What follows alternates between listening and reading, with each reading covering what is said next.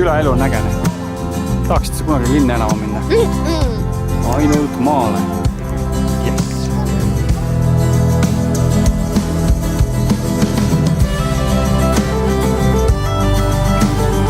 Ei vitrike sellepärast, et siin kunagi oli tallid ja hobused ja nüüd enam hobused pole. Aga nüüd on jälle seest väga palju toredaid inimesi.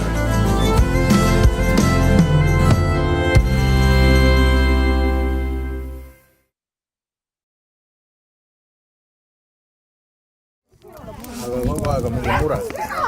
Mis mure on? Jaa, siin on muret ei ole. Me räägime lihtsalt, et on, kas klaas on pool tühi või pool täis.